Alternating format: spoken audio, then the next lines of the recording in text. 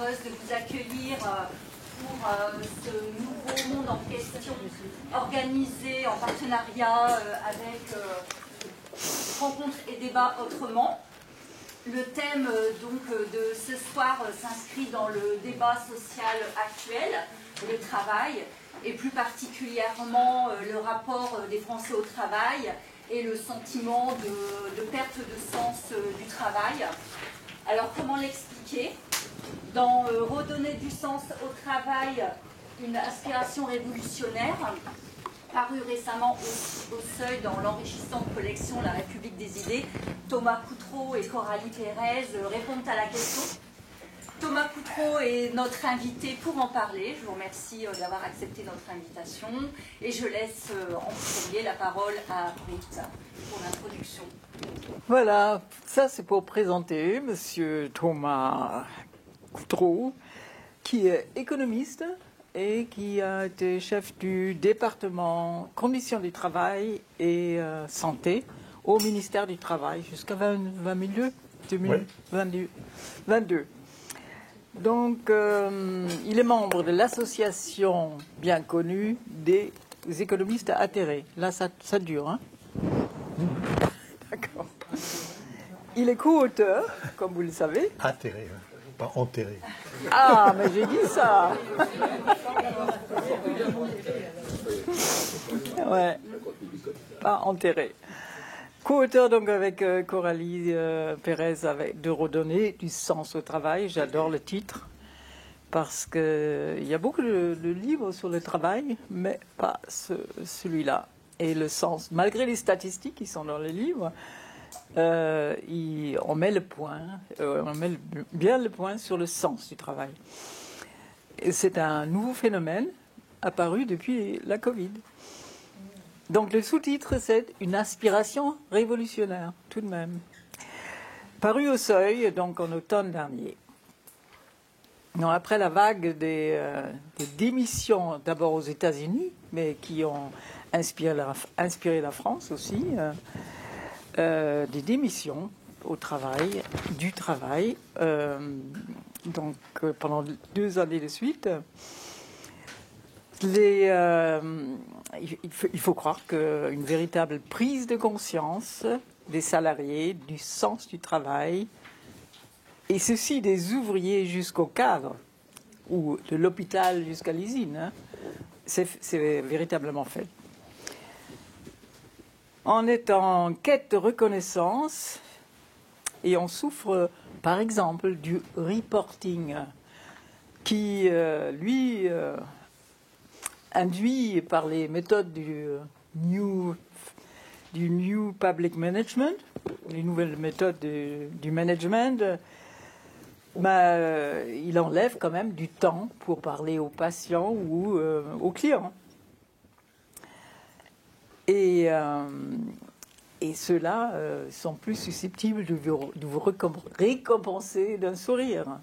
C'est ça aussi, la reconnaissance. Donc une nouvelle souffrance est aussi quand l'entreprise vous fait travailler contre vos convictions écologiques. Et ça, c'est nouveau. C'est nouveau dans le sens, avant, l'écologie, ça comptait peu, mais on commence à en prendre conscience. Et on voit que cette quête de sens va bien au-delà des salaires et des conditions de travail. Le travail n'est plus considéré comme un simple tripalium. Vous savez que travail, en latin, c'est tripalium, c'est l'instrument de torture. Mais on veut en tirer la satisfaction en donnant du sens à son travail. Alors, moi, j'ai 2 questions principales que je poserai à Thomas Coutreau devant une situation qui prend des formes de, non seulement de burn-out, de la dépression et de l'absentéisme, aujourd'hui même la démission, le phénomène nouveau. Pourquoi les politiques se sont jamais emparés de ce sujet?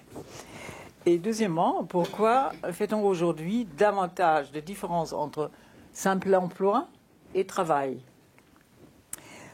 travail qui doit désormais contribuer, d'après ceux qui travaillent, à l'épanouissement personnel ou à l'utilité sociale.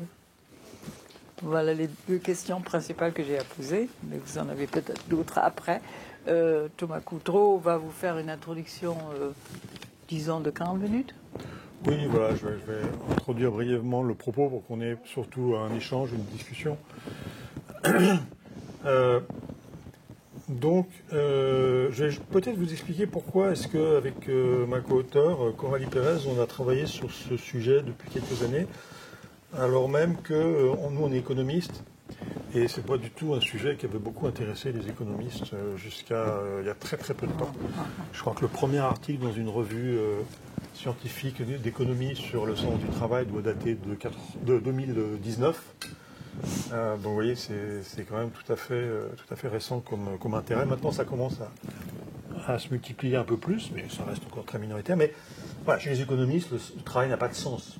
Le seul sens du travail, c'est la rémunération, puisque les économistes, la majorité des économistes, je dirais, en tout cas les économistes standards, les économistes orthodoxes, considèrent que le travail c'est une peine, c'est ce qu'on appelle une désutilité, et que la seule chose qui peut convaincre un individu de travailler, c'est qu'on va le payer pour compenser la peine qu'il prend à travailler et pour compenser la renonciation au loisir, hein, parce que sinon, évidemment, les personnes préféreraient rester les doigts de pied en éventail à attendre que le temps passe, hein, c'est bien connu.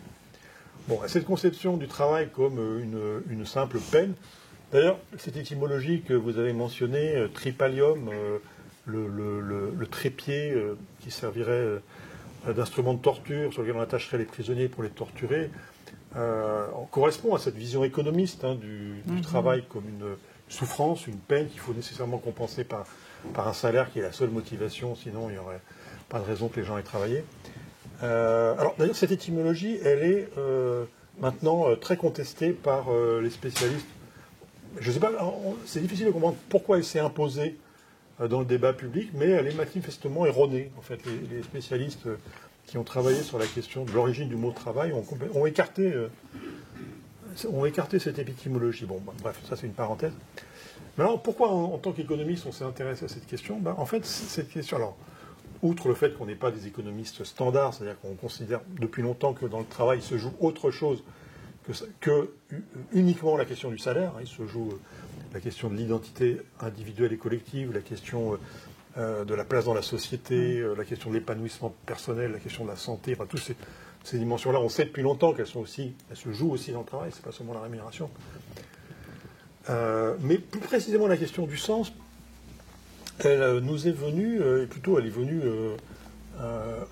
à Coralie Pérez, parce que c'est elle qui a commencé à travailler là-dessus avant moi, lors d'une enquête qu'elle avait réalisée pour le ministère du Travail, une enquête sur les ruptures de contrat de travail, où elle cherchait à comprendre dans quel contexte, pour quelles raisons, à quelle dynamique les salariés étaient amenés à quitter leur emploi. Alors ça pouvait être pour des licenciements, des démissions, des départs, des abandons de poste. Il n'y avait pas de forme juridique particulière dans la recherche, mais l'idée c'était de regarder pourquoi les gens et comment les gens quittaient leur emploi. Et en interrogeant une trentaine de salariés, c'était donc dans plein de secteurs différents, des salariés de différents âges, différents métiers, elle a trouvé qu'il y avait quand même quelque chose qui ressortait dans plus de la moitié des entretiens.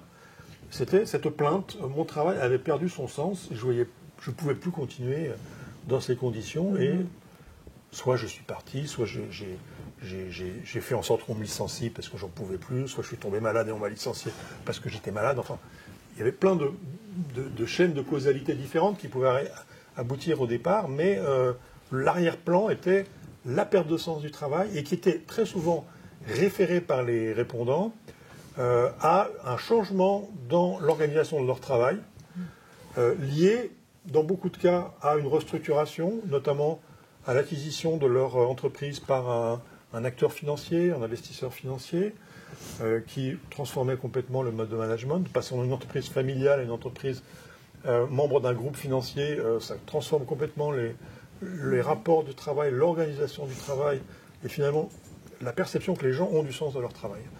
Ou bien dans les services publics, où il y avait l'introduction du New Public Management que vous évoquiez tout à l'heure, donc avec des outils issus du management des entreprises privées, comme la fixation d'objectifs chiffrés, le reporting permanent, c'est l'obligation de renseigner sans cesse la hiérarchie à travers des systèmes informatiques, des systèmes de reporting, comme on dit, pour tracer l'activité, mesurer la performance, et finalement qui prenait du temps aux professionnels par rapport à... et qui rongeait effectivement sur le temps disponible pour l'usager. Dans l'enseignement, c'est la généralisation des évaluations, des protocoles aussi liés aux techniques pédagogiques qui sont de plus en plus coachées, dirigées par l'institution éducation nationale. Donc voilà, on avait une série... Alors, dans l'enquête, il n'y avait pas d'enseignants qui avaient démissionné. C'est un phénomène qui commence à se développer plus récemment.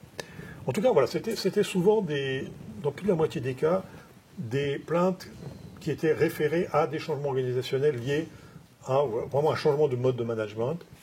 Ce qu'on appelle maintenant dans la littérature économique ou gestionnaire le management par le chiffre, ou ce que Alain Supiot appelle la gouvernance par les nombres, cette idée qu'on peut réduire le travail à un certain nombre d'actes, d'actes très clairement définis à l'avance, avec des prescriptions très clairement imposées, des scripts, des procédures, ce qu'on appelle des process en gestion. Et ensuite, un contrôle, une évaluation, un reporting, etc. Mais ces modes de management qui se sont généralisés apparaissaient aux yeux des salariés comme faisant perdre tout sens à leur travail et provoquaient des situations d'angoisse, de dépression, voire parfois de décompensation, de burn-out, qui pouvaient les amener vraiment à tomber malades.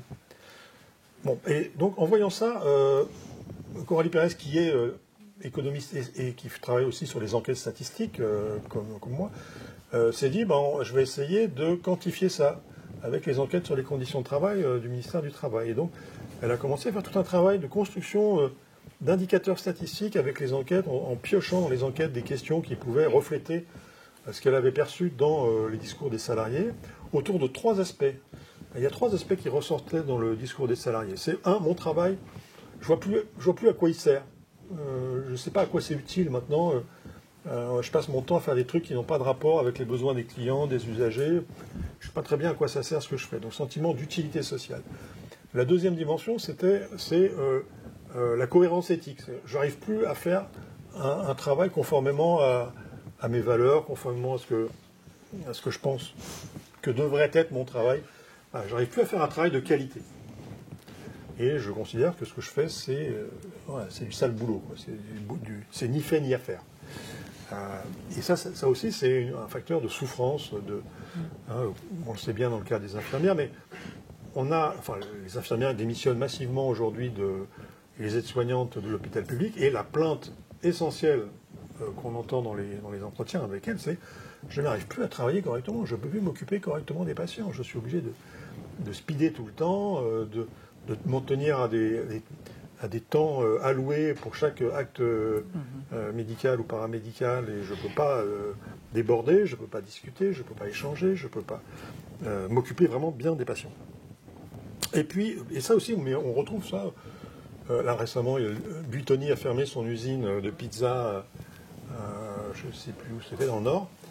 Et il y a eu plusieurs enquêtes, j'ai vu plusieurs enquêtes journalistiques sur les ouvriers de l'usine Buitoni.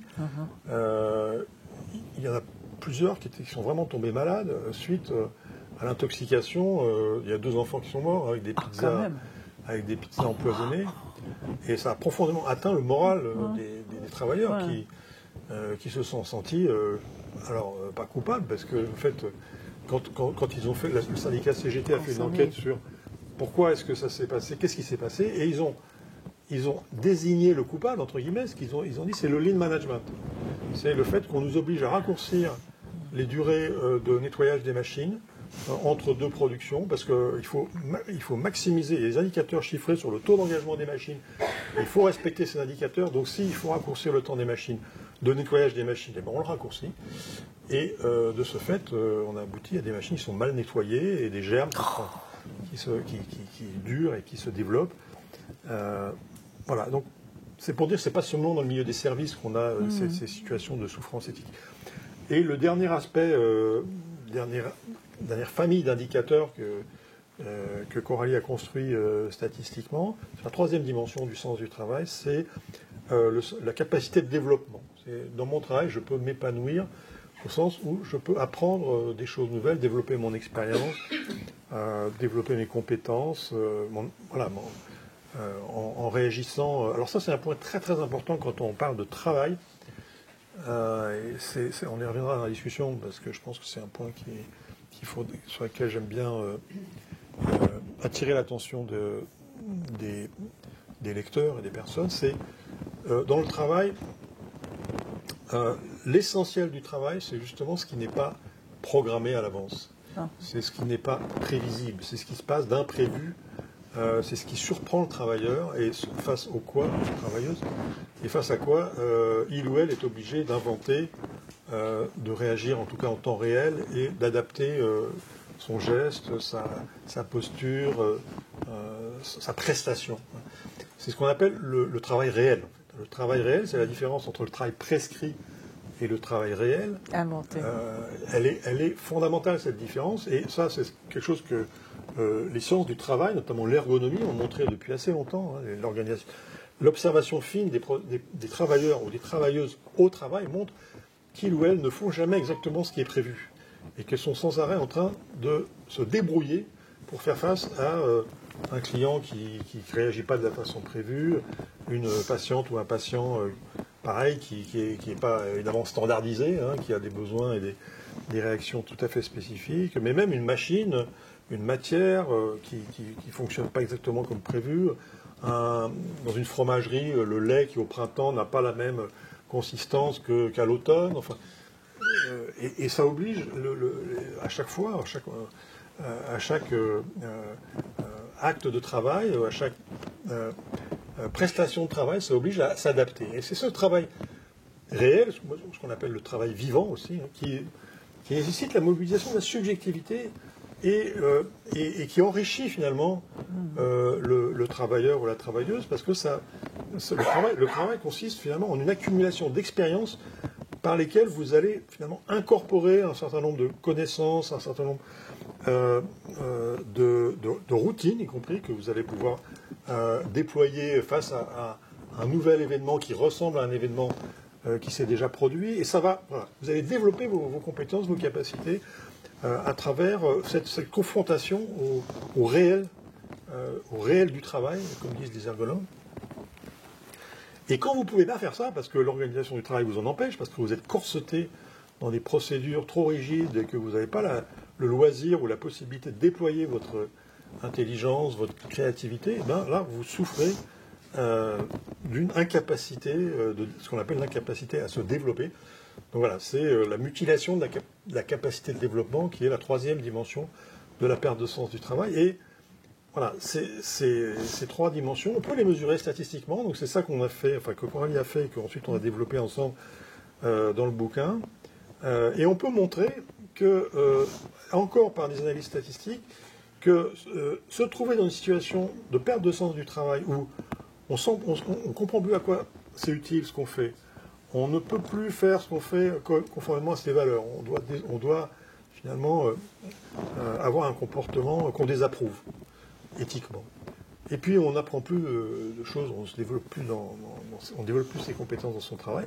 Quand on est face à ce type de situation, en fait, il y a trois issues possibles. Alors ça, on s'appuie aussi sur un sociologue américain qui s'appelle Albert Hirschman, qui a écrit un bouquin qui est très inspirant dans les début des années 70. Son bouquin s'appelle Exit, Voice ou Loyalty. C'est le exit, c'est-à-dire je m'en vais.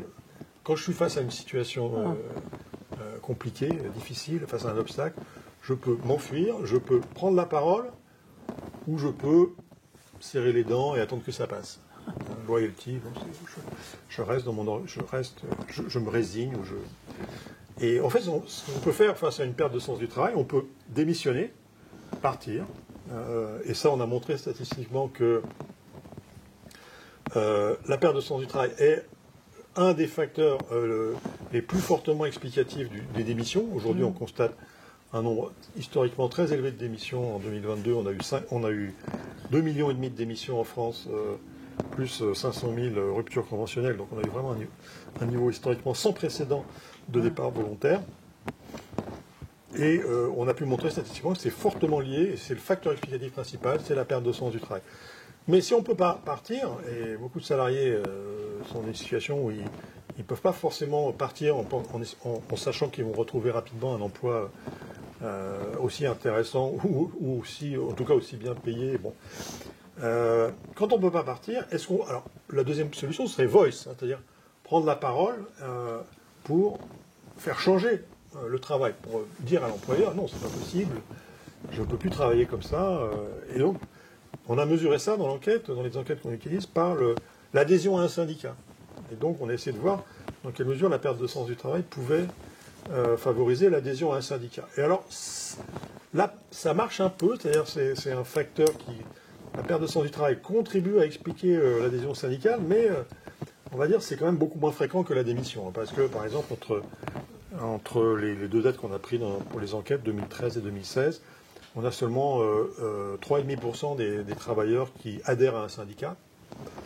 Et voilà. Et le rôle de la perte de sens du travail, ça joue seulement sur 1%. Quoi. Donc c'est pas gigantesque. L'influence sur le taux de démission est beaucoup plus forte. Et la troisième possibilité, c'est loyalty, c'est-à-dire je reste, j'attends que ça passe. Et là, par contre, le résultat très fort, c'est qu'il y a un risque très élevé de dépression. Dépression, oui. De tomber malade, de tomber en dépression. Et ça, on a pu, là encore, l'objectiver avec les données statistiques. Quand vous êtes en situation de perte de sens du travail, entre deux points, voilà, là c'est entre 2013 et 2016, ce qu'on avait mesuré, donc avant la crise sanitaire, eh bien, votre risque d'entrer en dépression est multiplié par 2. Autrement dit, en gros, il y a à peu près 10% des gens qui rentrent en dépression quand on prend 2 points comme ça, et espacés de 3 années, on constate en moyenne, il y a 10% des gens qui n'étaient pas dépressifs la première année et qui le sont la deuxième. C'est 20% pour les gens qui ont connu une forte perte de sens de leur travail. Donc c'est vraiment un risque considérablement majoré, ce qui fait qu'on peut dire que cette question du sens du travail est une question de santé publique. Hein. C'est une question de santé publique extrêmement importante. Ça coûte très cher, en fait, à la sécurité sociale. Alors, aux entreprises, peut-être aussi, mais surtout à la sécurité sociale. Ouais. Parce que ça n'est pas, évidemment, reconnu comme maladie professionnelle. Ce ne sont pas les employeurs qui payent les soins aux personnes qui tombent en dépression à cause de leur travail. Voilà, et on a pu aussi montrer, aussi avec les outils statistiques, que comme nous l'avaient dit les salariés interrogés par Coralie dans les enquêtes, c'est bien le management par le chiffre qui est à l'origine de cette perte de sens du travail. On a pu l'objectiver avec des indicateurs comme le fait d'avoir des objectifs chiffrés. C'est très fortement associé à une perte de sens du travail et à une dégradation de la santé. Le fait de travailler pour la sous-traitance, c'est très fortement associé à une perte de sens, notamment du sentiment d'utilité. Et puis le fait d'être soumis à des changements organisationnels récurrents, qui est aussi une caractéristique du lean management. On est sans arrêt en train de reconfigurer l'organisation pour optimiser les process à tout moment. Et ça aussi, c'est très fortement associé à une perte de sens du travail. On a pu le mesurer. Donc voilà, ça c'est un peu les principaux constats qu'on a pu faire. Alors je reviendrai à la discussion, mais on a pu aussi montrer le lien entre ce qu'on appelait le conflit éthique environnemental, c'est-à-dire le sentiment de faire un travail. C'est un des aspects des conflits éthiques, hein, c'est un des aspects du manque de cohérence éthique dans le travail, mais c'est un aspect émergent qui est très important, hein, c'est le sentiment de faire un travail qui nuit à l'environnement. Et on a pu mesurer ça pour la première fois dans l'enquête sur les conditions de travail en 2019, donc après les premières enquêtes dont j'ai parlé. Et on a pu aussi, là aussi, montrer que le fait de connaître une situation de conflit éthique environnemental est aussi prédicteur d'un projet de reconversion professionnelle.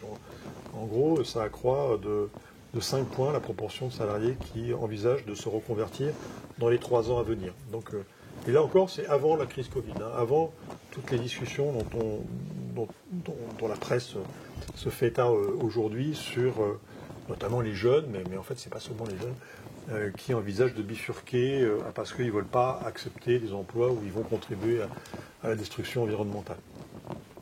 Les chauffeurs de bus, par exemple, ils sont obligés de recruter aussi. Les chauffeurs de bus? Oui. Oui, alors on avait un très bon exemple de chauffeur de bus il y avait un article dans Le Monde il y a quelques semaines, je ne sais pas si vous l'avez lu, sur un chauffeur de ramassage scolaire qui, en Charente, vous avez vu cette histoire, oui, où voilà, il ramassait des enfants, il les emmenait à l'école, puis après il les ramenait le soir chez eux, et puis il avait l'habitude de laisser les enfants. Il y avait des arrêts évidemment prévus, mais quand les enfants habitaient à 1 km ou à 800 mètres de l'arrêt prévu, ils s'arrêtaient à côté de leur maison et ils les laissaient descendre. Et à plus grande satisfaction des familles, évidemment, des enfants, et puis son employeur, la municipalité, ne le savait pas. Et lorsque la municipalité a introduit le GPS, enfin le traçage, la géolocalisation, pardon, pour pouvoir suivre les chauffeurs le long de leur trajet, pouvoir minuter, savoir exactement à tout moment où sont les chauffeurs, etc. Donc toujours c'est management par le chiffre, un management algorithmique. La municipalité s'est aperçue que le chauffeur il désobéissait à la consigne, il s'arrêtait dans les endroits où ce n'était pas prévu qu'il s'arrête. Et il a été licencié pour faute professionnelle. Donc c'est algorithmes. Alors évidemment, ça paraît complètement absurde, mais en fait ça correspond à des situations assez fréquentes où les gens pensent bien faire et pour la satisfaction et la sécurité des usagers, ils font bien leur travail. Et par contre, ça contredit la prescription officielle. Le travail réel s'éloigne du travail prescrit pour le bien des usagers, en l'occurrence, mais ce n'est pas admissible du point de vue du management algorithmique. Donc oui, alors on a effectivement, chez les chauffeurs, évidemment, on a aussi, chez les chauffeurs routiers, par exemple, qui sont aussi tracés, pistés, géolocalisés à tout moment, avec des algorithmes extrêmement envahissants. Ça pèse aussi sur le sens du travail et sur la possibilité d'avoir un minimum de liberté dans le travail. Voilà, donc je m'arrête là. Là, c'est la partie constat. La deuxième partie du bouquin, parce qu'en fait, il y a beaucoup de bouquins. Ce qu'on a fait d'original, c'est quand même d'objectiver cette question de sens, de montrer qu'est-ce que ça déclenche une perte de sens du travail dans le comportement des individus, leur comportement sur le marché du travail, leur santé, etc. Bon, ça, c'est relativement novateur, mais sinon, il y a beaucoup de bouquins sur le travail qui sont des bouquins, je dirais, un peu tristes, quoi, parce que là, décrire le monde du travail aujourd'hui, c'est rarement réjouissant, hein, parce que le tableau que je vous ai fait là, il est quand même assez sinistre. Burn-out, tu oublies, ouais. Et dans ce qui est intéressant, la deuxième partie du bouquin, c'est qu'on est allé chercher les alternatives. En fait, on est allé regarder comment les différents acteurs sociaux, alors du côté des employeurs, du côté de la société civile, du côté des syndicats, des travailleurs eux-mêmes, comment il y avait des alternatives qui étaient en gestation, qui émergeaient, qui étaient discutées. Et qu'est-ce que ça voudrait dire pour les politiques publiques? Donc ça, je termine sur votre question. Pourquoi est-ce que les pouvoirs publics ne s'emparent pas de cette question? Eh bien, parce que les pouvoirs publics, depuis la révolution néolibérale, c'est-à-dire depuis les années 80, c'est eux qui, alors alternance ou pas alternance, hein, je veux dire, là, ça n'a pas été une question de gouvernement de gauche ou de gouvernement de droite. Tous les gouvernements ont poursuivi sur la même lignée le New Public Management dans la fonction publique et l'encouragement, en tout cas l'accompagnement du management par les chiffres dans le secteur privé. Et donc, voilà, toutes les réformes de l'État, les réformes de l'hôpital, les réformes de l'école, toutes les réformes des services publics, se sont complètement moulées dans cette généralisation du management par le chiffre, Et demander aujourd'hui aux hauts fonctionnaires et aux dirigeants politiques qui ont présidé à cette révolution du travail de prendre conscience que finalement ils ont fait fausse route et qu'il faudrait trouver d'autres méthodes d'organisation du travail, c'est très compliqué. Et pour l'instant, ils n'ont pas du tout compris ça. Alors, vous avez qu'à voir la question de la crise de l'hôpital. Hein. Il y a le nombre de rapports officiels qui décrivent ce que je viens de vous dire, mais de façon lumineuse, quoi. Hein.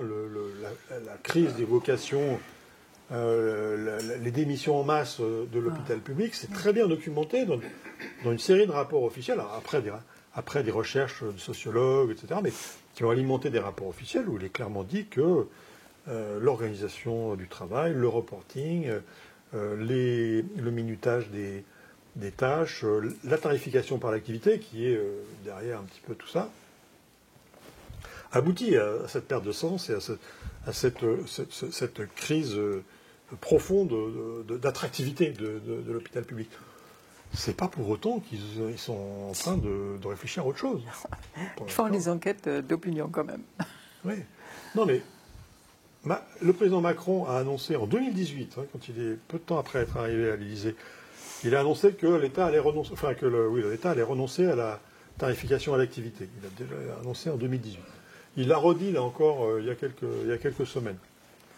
Pour l'instant, on voit bien qu'ils n'ont aucune idée de comment organiser l'hôpital autrement.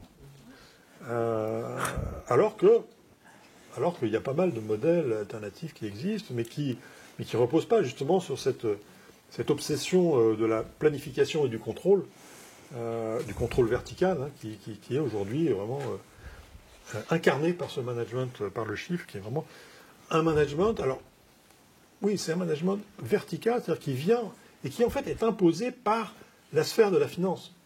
Ah bon ? Ce sont les investisseurs financiers qui veulent avoir, pour décider s'ils vont investir dans telle ou telle entreprise, ou pour décider si tel et tel État est crédible quand il dit qu'il va réduire les dépenses publiques, ils ont besoin d'avoir des instruments d'évaluation, de mesure à tout moment, de la performance, des coûts, de la productivité, de la rentabilité de leurs investissements. Et c'est eux qui imposent aux multinationales, et à travers les multinationales, à tous les réseaux de sous-traitance, la mise en place de ces méthodes de management. Hein. Donc, vous n'avez pas dit dans votre introduction, mais j'ai été militant d'Attac pendant longtemps. Je suis toujours adhérent d'Attac. J'ai été membre du conseil scientifique avec Dominique Pillon, ici présent, qui en était le président pendant de longues années. J'ai été porte-parole aussi de l'association. Et le combat d'Attac, c'était, c'est toujours l'idée qu'il faut désarmer la finance, que la domination de l'industrie financière sur la société, sur l'économie et sur la société, est profondément nuisible à l'équilibre social, nuisible à l'équilibre environnemental, que c'est un facteur d'aggravation des inégalités, des tensions sociales, etc. Et ce diagnostic, il n'est pas contestable, il est peu contesté maintenant. Mais le problème, c'est qu'en 20 ans d'existence, Attac et le mouvement intermondialiste n'a jamais réussi à peser sur les décisions politiques en ce qui concerne la régulation de la finance, la remise à sa place de la finance comme un outil au service des besoins sociaux et pas comme la force qui organise la production et la société. On n'a pas réussi à faire ça. Et il me semble que c'est aussi pour ça que les politiques actuelles ne s'intéressent pas trop, ne veulent pas trop toucher à ce sujet-là, parce que ça veut dire aller contre le pouvoir de la finance. Mais c'est aussi, je pense, partir de la question du travail, qui est une question qui touche dans leur chair des millions de gens, et montrer à partir de la question du travail que, en fait, pour remettre en cause cette organisation du travail, cette souffrance qu'elle génère, il faut s'attaquer à la question du management et donc à la question de la domination financière. Je pense que c'est un levier politique et social plus, enfin, voilà, qu'on n'a pas encore assez développé, dont les syndicats se sont encore peu emparés. Ça, c'est vrai. Alors maintenant, avec voilà, je pense que dans le mouvement contre la réforme des retraites, ça a été aussi l'occasion de bien se rendre compte, et que les syndicats ont vraiment porté ça sur la place publique maintenant. Si on ne peut pas travailler 2 ans de plus, c'est juste parce qu'on ne peut pas. Parce que l'organisation du travail telle qu'elle est aujourd'hui, on ne peut pas. Et donc, ce n'est pas une question de grande flemme. Enfin, bon, on a vu les Français sont flemmards, etc. On a vu des articles absolument honteux dans la presse. Mais non, c'est bien parce que le travail est devenu insoutenable. Et c'est en grande partie à cause de ces méthodes de management. Donc voilà, je pense qu'il y a aujourd'hui un espace pour développer un débat sur ces questions-là et sur des politiques, des acteurs sociaux et des politiques publiques qui permettraient de commencer à lever cette chape de plomb de l'organisation actuelle du travail. Et on pourra y revenir évidemment dans la discussion. Merci. À vous. Est-ce que vous avez des questions après cette introduction éclairante? Il y avait des démissions. Plus fort, s'il vous plaît. C'est pour tout le monde. On parlait d'un chiffre assez important de démissionnaires. Ils ont démissionné réellement ou ils ont trouvé autre chose et c'est là-dessus qu'ils ont démissionné? Parce qu'il y a la loi travail, je veux dire, au niveau des ACDIC, c'est beaucoup plus dur. Je veux dire, quand on démissionne, on n'a plus le droit de toucher au chômage. Donc est-ce qu'ils ont réellement pris ce risque-là? Ou je ne sais pas si vous avez... je me suis posé la question. Oui. Par rapport à ça. Oui, parce qu'on est dans une période où le chômage a baissé. On est à un taux de chômage de 7%. Alors, c'est pas encore zéro, bien sûr, mais relativement à il y a 3, 4 ans, 5 ans, on était encore à 10%. Enfin, après la crise de 2008, on a dépassé 10%. Donc voilà, il y a quand même un rapport de force un peu plus favorable aux salariés sur le marché du travail. Donc les gens qui démissionnent retrouvent assez rapidement un travail. Alors en particulier dans des secteurs comme le sanitaire et social, les chauffeurs de bus, les informaticiens, mais même dans les métiers ouvriers, il y a les métiers ouvriers qualifiés en particulier, mais même dans les entrepôts de logistique, dans le nettoyage, il y a vraiment, comme il y a beaucoup, en fait, il y a beaucoup de démissions et du coup il y a beaucoup d'embauches.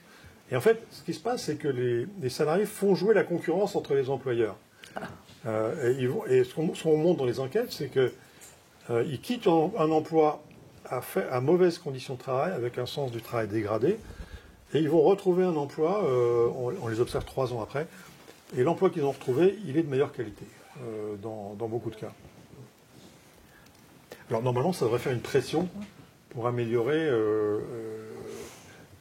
les conditions de travail. Bon, pour l'instant, on ne voit pas encore ça à une échelle très large. Oui, Alain? Je ne sais pas si c'est une question, mais moi, justement, je me posais la question comment c'est possible de ne pas trouver de sens à son travail quand on travaille par exemple dans un service public, on travaille pour les gens, etc. Alors donc vous avez expliqué pourquoi, alors effectivement, on a détruit finalement le sens du travail est détruit par ce que vous avez expliqué, là, parce que c'est quand même incompréhensible que ça n'ait pas de sens de travailler pour un public quand même. À la rigueur, pour fabriquer des objets de consommation, à la limite, on peut se dire, bon, je m'en fous, ça ne m'intéresse pas, à la limite, enfin, mais là, c'est pas possible. Ça ne devrait pas être possible. Ça devrait.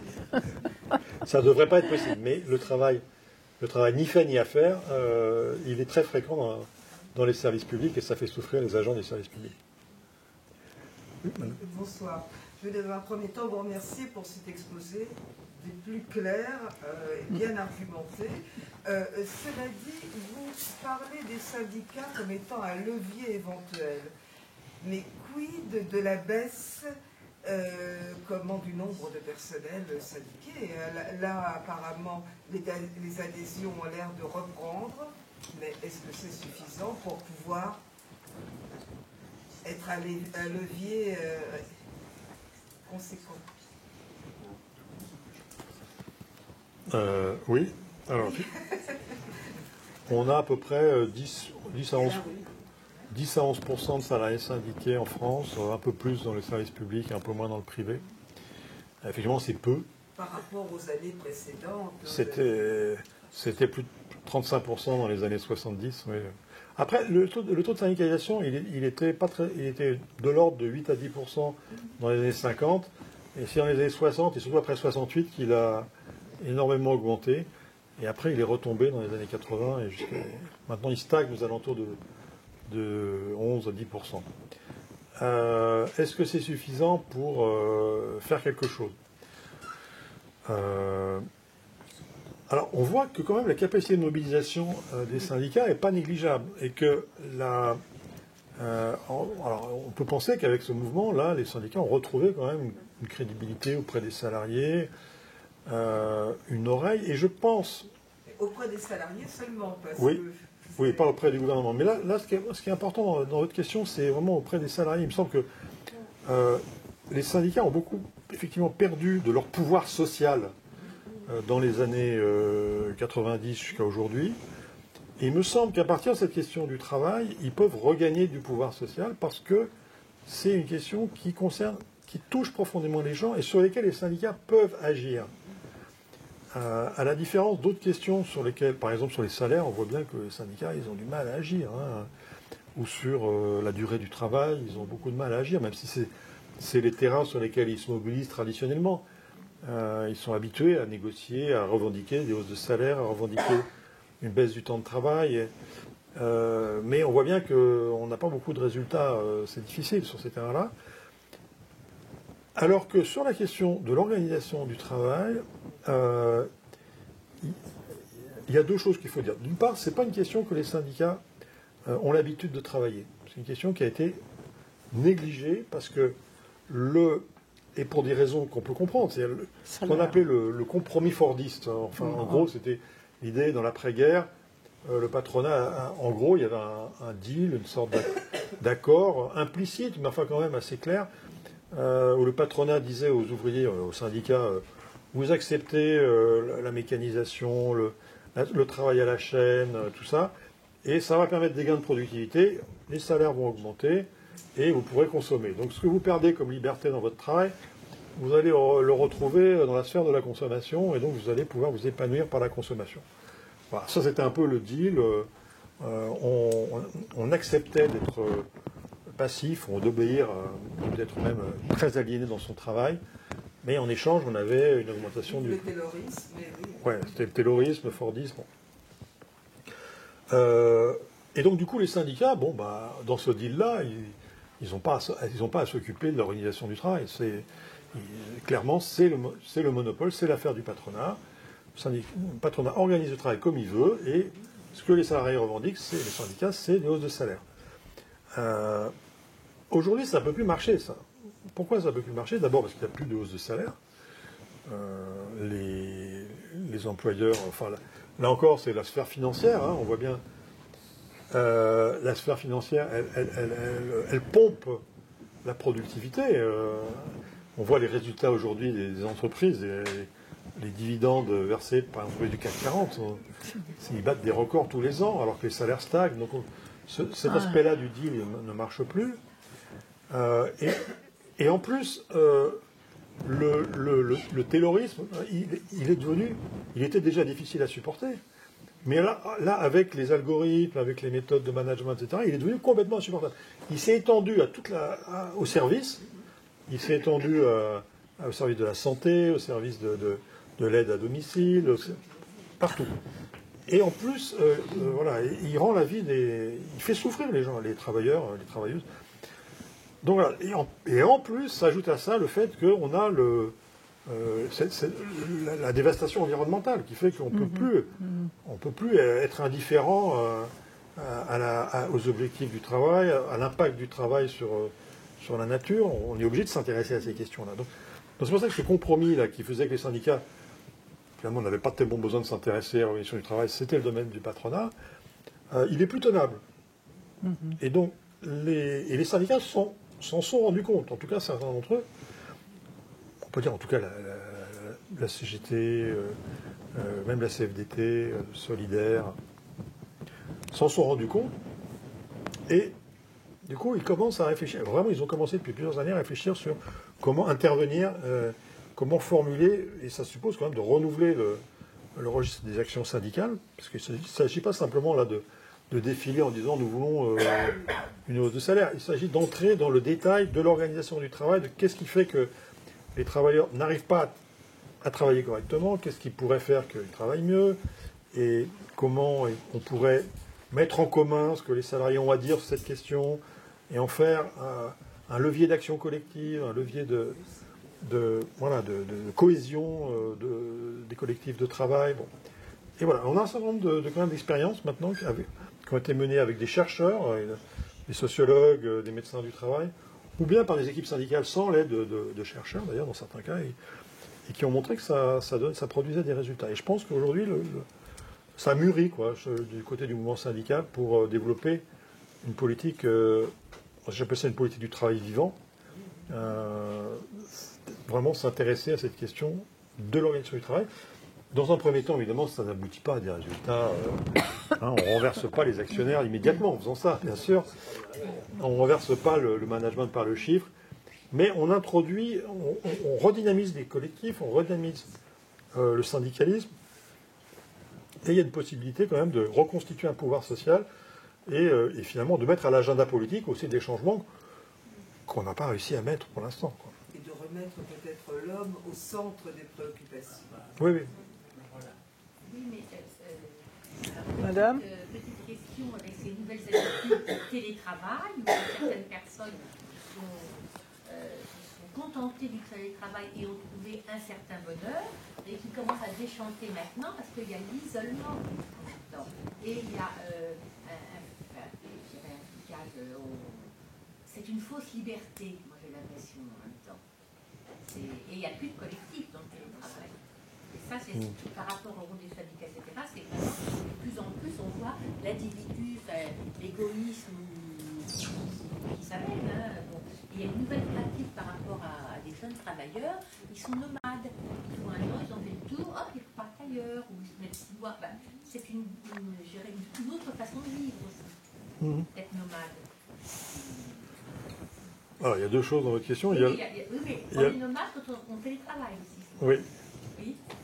Alors, il y a l'aspiration au télétravail. C'est vrai que, alors aujourd'hui, bon, le télétravail, c'est quand même, le plus souvent, c'est 1 ou 2 jours par semaine maintenant. C'est plus comme pendant les confinements, des télétravails de 5 jours, 4 ou 5 jours par semaine.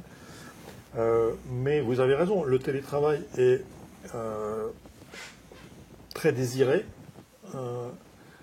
Et parce que c'est une manière de se mettre, de regagner un petit peu d'autonomie, surtout d'autonomie temporelle, c'est-à-dire d'autonomie dans l'organisation de son temps, de se mettre un peu à distance du manager, voire des collègues, bon, et voilà, d'avoir une journée où on peut un peu souffler. Et effectivement, c'est une manière de se protéger du travail tel qu'il est aujourd'hui sans transformer ce travail, en fait. Et donc c'est une sorte de pis-aller, mais qui correspond à une aspiration, parce que les gens n'en peuvent plus de travailler comme ça 5 jours par semaine. Ils préfèrent travailler 4 jours ou 3 jours dans le bureau, sous le regard, dans le open space, sous le regard des chefs, etc. Et puis au moins 2 jours où on est un petit peu plus à l'abri, on peut s'organiser comme on veut, on peut aller chercher les enfants à la sortie de l'école, bon. Et après on va bosser jusqu'à 22h, etc. Donc ce n'est pas vraiment une solution pour transformer le travail, mais c'est une solution pour peut-être tenir un peu plus longtemps face à un travail intenable. Et moi je dirais on a la même chose aujourd'hui avec ce qui se développe un peu dans les débats publics sur la semaine de 4 jours. Le débat sur la semaine de 4 jours, c'est un peu le même phénomène. Et d'ailleurs c'est explicitement le gouvernement a dit, enfin je ne sais plus qui, Gabriel Attal je crois, a dit oui, la semaine de 4 jours, c'est bien pour...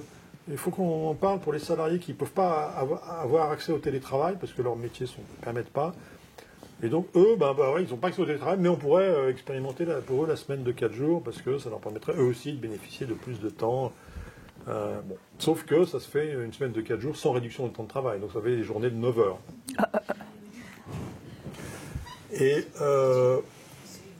Et alors beaucoup de salariés vont dire ok, oui, moi je préfère bosser 9 heures et puis ensuite avoir une journée, avoir 3 jours de repos, effectivement. Bon, et là encore, c'est une manière de peut-être, alors pour le coup, je suis même pas sûr que ce soit une manière de rendre le travail soutenable un peu plus longtemps, parce qu'avec des journées de 9 heures, je ne sais pas dans quel état vous terminez, mais on a par exemple à l'hôpital, on a des vacations de 12 heures qui se sont pas mal développées et qui correspondent aussi à une attente des salariés, parce que là encore, ça leur permet d'avoir des plages de repos plus importantes. Ça, c'est l'organisation du travail. Voilà. Sauf qu'on le rappelle constamment parce que... Oui, alors. Oui, ça c'est... Mais en tout cas, une aspiration, voilà, les 12 heures se sont développées. Alors le management, il trouve ça bien, parce que ça permet de limiter les embauches ou de compenser les départs. Mais les salariés, elles apprécient, souvent les femmes, elles apprécient parce que ça leur donne plus de temps à la maison, quoi. Enfin bon. Évidemment, c'est pas une solution positive en fait socialement. Hein. C'est une solution qui va peut-être apporter un petit bénéfice temporaire à certaines personnes, mais qui va aggraver leurs problèmes de santé au travail et pas du tout permettre de développer justement l'action collective sur le lieu de travail. Voilà, effectivement, parce que les collectifs de travail sont affaiblis par... Quand vous faites 12 heures de travail à l'hôpital, les temps de transmission entre les équipes disparaissent, quoi. Donc, Madame, vous vouliez poser une question? Monsieur. Moi, je suis dans une société où il y a 350 personnes. Quand on embauche des gens, la première question, est-ce qu'il y a du télétravail? Est-ce qu'il y a des horaires fixes, flexibles pour pouvoir prendre les enfants avec le mari ou la femme, etc. Quels sont les avantages, etc. Même avant même le salaire, c'est les 3 premières questions qui sont posées. Et s'il n'y a pas ces questions-là, les gens ne se déplacent pas. C'est bien, tant mieux. Conditions de vie. Conditions de vie, absolument. Donc, oui, mais c'est parce que les gens, de toute façon, ils savent que le boulot il va être normé, il va être, voilà, c'est partout pareil entre guillemets. Donc ça, ils renoncent à pouvoir agir là-dessus. Mais par contre, si au moins ils peuvent avoir une petite autonomie pour organiser leur temps. Je pense qu'en fait, c'est vrai que les jeunes générations, elles ont aussi besoin se servent aussi elles rebondissent d'un boulot à un autre, donc en fait, elles instrumentalisent aussi, et vous avez raison, hein, en même temps aussi les entreprises, parce que finalement, vous pouvez promettre le travail avec la promotion, voilà, l'épanouissement, tout ça, on sait très bien qu'on peut faire une croix dessus. Donc, les jeunes générations, elles ont aussi envie de pouvoir se servir de l'entreprise, déjà à leur compte, pour en profiter. Et ça, je trouve que c'est très bien. Après, c'est comment l'entreprise arrive, elle, à prévoir à développer cet engagement. Sur quel levier elle va agir. Donc, les personnes qui s'engagent dans le travail. Qu'est-ce qu'il va faire? Elles vont pouvoir trouver leur compte, développer l'estime d'eux, trouver du sens, etc., etc. Moi, j'aimerais bien savoir si vous aviez aussi si à travers l'enquête que vous avez faite, quand vous avez écrit votre cas, vous avez des expériences, des exemples d'entreprises qui ont justement trouvé un levier, une voie pour justement préserver la qualité du travail et en même temps l'engagement des personnes, l'épanouissement. Oui. Oui, bonne question. Je ne sais pas si vous voulez que je réponde à cette... oui. Je peux faire un petit point là-dessus sur les alternatives en fait, du côté management. Parce que là, j'ai parlé un peu de la façon dont le mouvement syndical pourrait ou pourra ou va, à mon avis, s'emparer de cette question qui est vraiment une forte demande des salariés et pour laquelle pour l'instant les militants syndicaux sont pas très équipés parce qu'ils savent pas faire. Donc il y a toute une réflexion à avoir sur les formations syndicales, etc. Bon, je ne développe pas plus là-dessus, mais du côté du management, vous avez effectivement un certain nombre de dirigeants d'entreprises qui ont compris effectivement que s'ils voulaient attirer ou fidéliser leur personnel, il fallait qu'ils changent l'organisation du travail. Et alors, ça va d'expériences assez modestes qui sont plutôt dans des grands groupes où on va revenir à des expériences comme celle des équipes semi-autonomes qui avaient été expérimentées dans les années 70 et qui consistent à définir des objectifs collectifs à une unité de travail et puis laisser l'équipe s'organiser elle-même pour savoir comment elle va atteindre ses objectifs. Donc, par exemple, chez Michelin, ils ont mis en place ce qui s'appelle une organisation responsabilisante. Donc, dans les usines Michelin, maintenant, il y a comme ça des objectifs collectifs et il y a un travail qui est moins prescrit individu par individu et une plus grande possibilité pour les ouvriers, notamment avec les techniciens, d'organiser un peu plus eux-mêmes leur travail. Bon, de se répartir un peu les tâches comme ils veulent, une flexibilité des horaires aussi, bon, du moment qu'ils atteignent les objectifs collectifs. Ça reste assez limité comme forme d'autonomie, mais bon, apparemment c'est plutôt apprécié. C'est plutôt apprécié par les travailleurs. Il y a d'autres expériences qui sont beaucoup plus radicales, mais alors que ce n'est pas dans des grands groupes. Il y a peu de grands groupes qui font ça. Moi, je connais Michelin. Airbus a essayé dans une usine, mais ils ont abandonné parce que les managers, ils disaient, moi, je ne sais pas faire ça. Enfin, c'était compliqué pour eux. C'est parce que j'ai appris à l'école. Je ne suis pas cadre pour coacher des bonnes équipes. Je suis cadre pour donner des ordres, etc. Bon, bref. Dans les grands groupes, c'est assez difficile de faire ça, mais il y a un certain nombre d'expériences dans les PME qui sont assez intéressantes, voire parfois fascinantes. Il y a des cas, avec des cas extrêmes où on a des équipes d'ouvriers, par exemple dans un sous-traitant automobile dans le nord de la France, qui s'appelle Favi, où il y avait, je dis il y avait parce que ça a duré 20 ans, mais là récemment, ils sont revenus à une organisation traditionnelle quand il y a un nouveau PDG qui est arrivé. Parce que c'est aussi souvent ça qui se passe. Mais en tout cas, pendant 20 ans, ils ont travaillé en équipe autonome, complètement autonome, avec, il y avait 6 équipes dans l'usine, une vingtaine d'ouvriers chacune, et chaque équipe était affectée à un client, donc il y avait l'équipe Volkswagen, l'équipe Fiat, l'équipe PSA, etc. Et ils étaient en relation directe avec le client, ils fabriquaient des pièces de boîtes de vitesse, ils fabriquent toujours.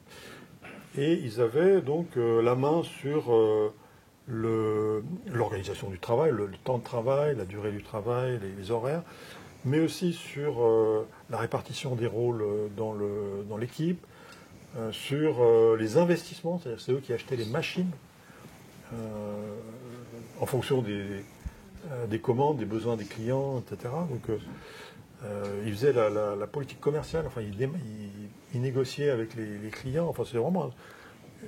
c'est quasiment des PME quoi, à l'intérieur de l'entreprise, mais animé. Alors il y avait un animateur élu par l'équipe, donc c'était quasiment autogestionnaire. Sauf que, évidemment, petite nuance par rapport à l'autogestion, c'est que il y a quand même un patron qui récupérait les profits à la fin. Hein, donc l'entreprise s'est très bien portée, elle a gagné pas mal d'argent et le patron s'est pas mal enrichi, mais les salaires des ouvriers aussi ont plutôt été revalorisés. Donc alors ces expériences, on peut citer comme ça une quinzaine, une vingtaine de cas en France. Hein, à l'international, il y en a d'autres d'entreprises qui ont fait des trucs comme ça vraiment audacieux, je dirais, du point de vue qui ont renoncé au modèle hiérarchique, au modèle classique qu'on appelle commande et contrôle. Je programme, je commande et après je contrôle. Ils ont renoncé à ce modèle-là et ils ont délégué très largement l'autonomie aux équipes avec comme seule mission de gagner de l'argent en fait. Vous organisez comme vous voulez, il faut que vous rapportiez de l'argent à l'entreprise. Et ils n'ont pas des actionnaires qui demandent un taux fixe par an, hein, parce que c'est ça aussi dans le management financiarisé, c'est que vous avez des actionnaires, ils veulent 10-15% tous les ans. Vous ne pouvez pas faire ça quand vous avez une gestion comme ça qui est organique et pas mécanique. C'est une gestion qui, parfois, va faire des essais, des erreurs. Et donc vous êtes dans quelque chose qui est vivant, pas quelque chose qui est parfaitement prévisible et parfaitement programmé à l'avance. Mais ça donne des résultats à long terme assez intéressants. Et il y a une série d'expériences qui montrent que ça peut très bien marcher, y compris dans un contexte concurrentiel très, très dur, comme la sous-traitance automobile. Quoi. Donc on dit souvent, oui, mais ce mode d'organisation, ça supposerait qu'il n'y ait pas de concurrence, que les gens peuvent, qu'il n'y ait pas de contraintes sur les marchés. En fait, c'est pas évident du tout, quoi. On peut arriver même à une compétitivité importante. Alors évidemment, c'est pas l'idéal, de rester dans un monde régi par l'ultra concurrence, mais c'est pas tellement ça qui bloque. Ce qui bloque, c'est pas tellement le fait que ça rapporte pas d'argent, c'est le fait que ça suppose de la part du management un lâcher prise.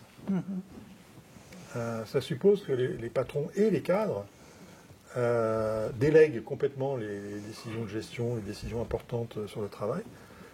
Et ça, ils ne savent pas faire, quoi. Ils ne sont pas appris à faire ça dans les écoles.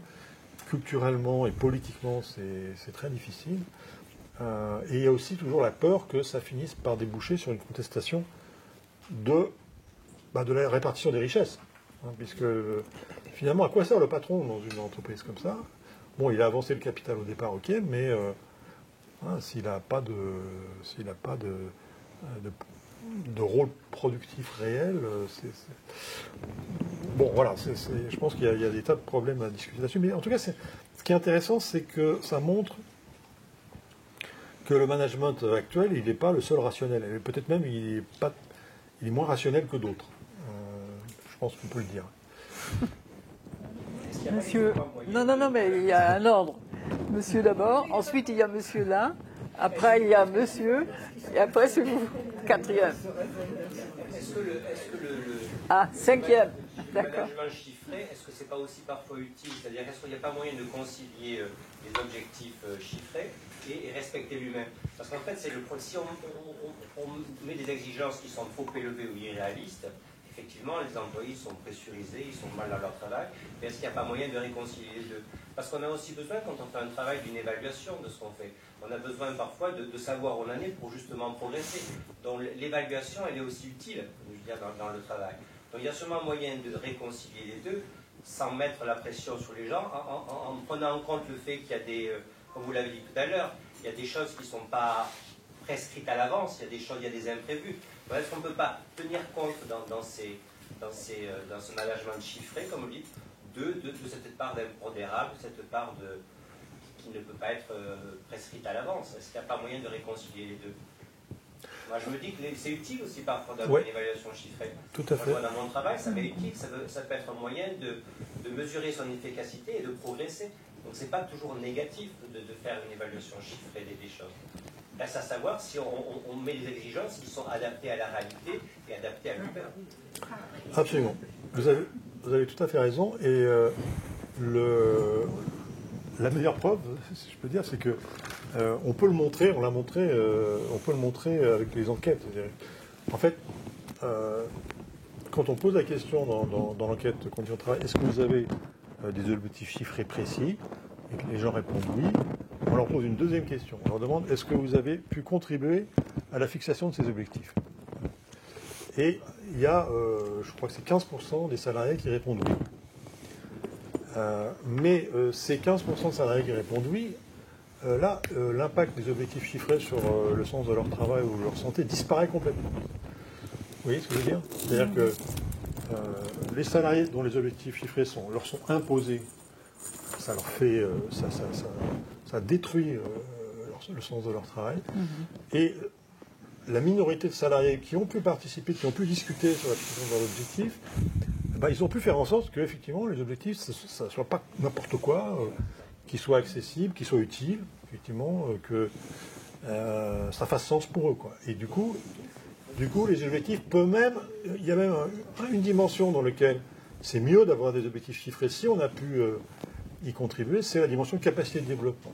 On a pu montrer, on a pu évaluer ça statistiquement. Donc, ouais, effectivement, vous avez raison, c'est pas les objectifs chiffrés en soi, c'est la manière dont ils sont imposés d'en haut. Mais c'est bien ça tout le problème aujourd'hui, c'est que les objectifs chiffrés, ils viennent d'en haut, ils viennent de la sphère financière. Et la sphère financière, elle ne négocie pas sur ses objectifs de rentabilité. Elle veut son retour sur investissement, bon an, mal an. Si là, je m'associe, effectivement, s'il participe aux objectifs, on peut obtenir des choses tout à fait utiles pour tout le monde. Absolument. Monsieur? Oui, je me lève. Vous êtes le troisième. Je voulais pouvez parler aussi de la valeur de l'entreprise. Parce qu'on parle de beaucoup de travail, de mal-être au travail. Il y a des sondages récurrents qui disent que 80% des Français sont heureux dans leur travail. Déjà, qui met la contradiction. Et finalement, ce mal-être au travail qu'on ressent de plus en plus, on en parle de plus en plus, peut-être qu'il existait déjà avant.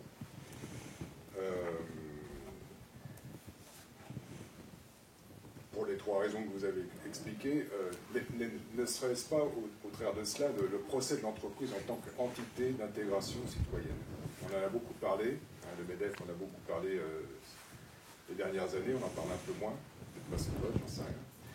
Mais en fait, il faut savoir qu'en France, je crois que la moitié des personnes qui travaillent ne sont pas salariées. Ça pose aussi toute la question du salariat. Qui dit entreprise dit salariat. Alors 13%. 13%. 13% d'indépendants. 13% d'indépendants, tous les autres sont des salariés, tous, d'accord. Mais il y a de plus en plus de personnes qui ne souhaitent plus être salariés. Il y a des jeunes, par exemple, qui refusent les CDI, qui préfèrent travailler à leur compte, préfèrent s'éclater. Donc, est-ce que c'est finalement le modèle de l'entreprise et aussi, au travers de l'entreprise, le modèle productiviste qui est à repenser? Tous les métiers, toutes les activités professionnelles ne sont pas forcément dans le productivisme. Les services à la personne, ce n'est pas du productivisme. Moi, je travaille dans l'architecture d'ingénierie, on ne fait pas de productivisme, on fait du qualitatif. Mais il y a effectivement des entreprises où on est dans la production pure, on respecte des objectifs financiers, là, d'accord, c'est ce qu'on dit depuis le début, mais il n'y a pas que ça. Donc, est-ce que ce n'est pas non plus, au travers de l'entreprise, une certaine notion d'intégration citoyenne et la place d'un citoyen qui ne serait plus forcément un producteur et un consommateur fordiste, mais autre chose? Est-ce qu'on évolue vers une société qui serait plus horizontale et moins verticale, ce qui permettrait aux gens d'être moins malheureux dans leur travail? Oui. Alors, juste sur le chiffre que vous avez cité, 80% des gens sont heureux dans leur travail. La question à laquelle on obtient 80% de réponses positives, c'est est-ce que vous êtes satisfait de votre travail? Et 80% des gens répondent oui. Mais après, quand on décrit leurs conditions de travail, ça devient beaucoup plus compliqué. Et en fait, quand on demande aux gens est-ce que vous êtes satisfait de votre travail, beaucoup de gens répondent d'abord je suis satisfait d'avoir un travail. C'est surtout ça. Un emploi, en fait. Donc, en fait, il y a la confusion entre le travail et l'emploi qui est souvent faite. Et en plus, avoir un emploi, c'est important, pas seulement pour le salaire, c'est important aussi pour l'identité sociale, la sociabilité, l'insertion sociale, etc. Donc ça offre ce que nous on appelait dans le bouquin le sens de l'emploi. Le sens de l'emploi, c'est aussi quelque chose d'important qu'il ne faut pas négliger. Mais ce n'est pas le sens du travail. Le travail, en tout cas comme activité, là par contre, c'est difficile. Il y a de plus en plus de gens. Et ça, on a pu le chiffrer, alors pas dans le bouquin, parce que c'est une autre étude que j'avais faite au ministère du Travail, à la DARES.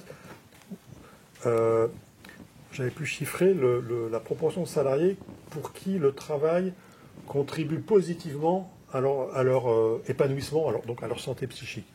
C'est 30%. Donc il y a 30% de salariés qui ont des conditions de travail telles que le travail contribue à leur épanouissement psychologique.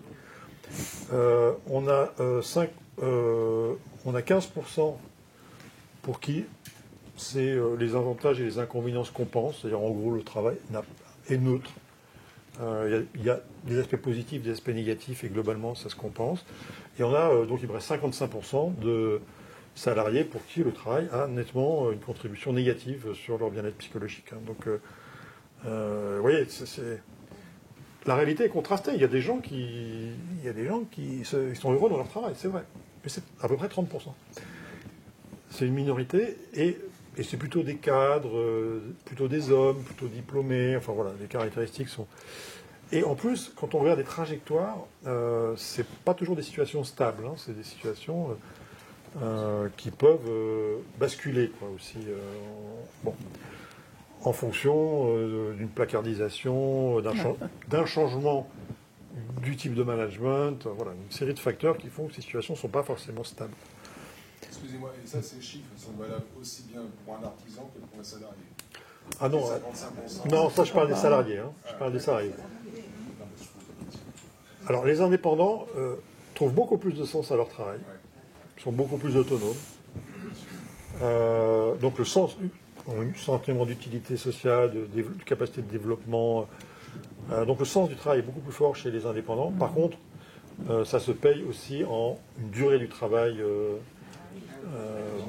beaucoup plus longue, de l'intensité du travail, du stress, etc. Donc, et les auto-entrepreneurs masquent quelquefois la perte d'un salariat, d'un statut de salariat, parce que les entreprises maintenant vous prennent simplement si vous êtes auto-entrepreneur. Dans la presse, ça fait beaucoup. Hein. Donc on perd la qualité de journaliste en même temps. Donc c'est une novlangue, je veux dire, oui, et une perte de droits et de protection sociale. Oui, et une précarisation, bien sûr. Il ne faut pas oublier, c'est la grande mode, alors ça a été mis comme ça en avant, hein, comme si c'était davantage, alors c'est vraiment une perte. Il y a le chômage. Oui, il y a ça qui compte, effectivement. Et quand on arrête maladie ou grossesse, etc., on est payé des copinettes.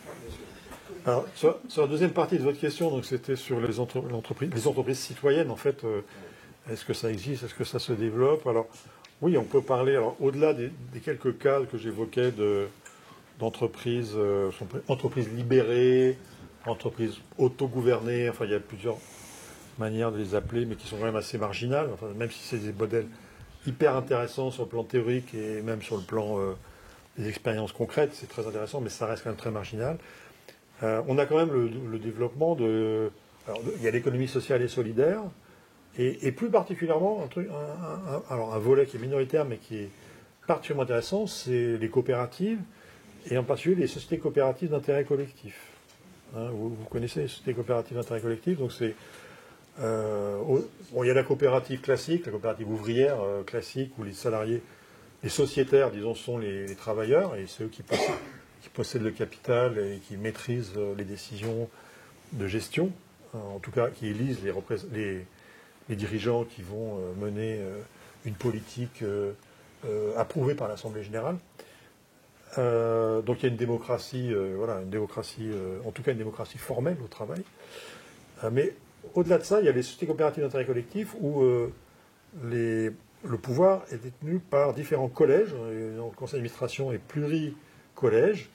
Et donc il y a les salariés, bien sûr, mais il y a aussi les destinataires du travail, les usagers, les clients.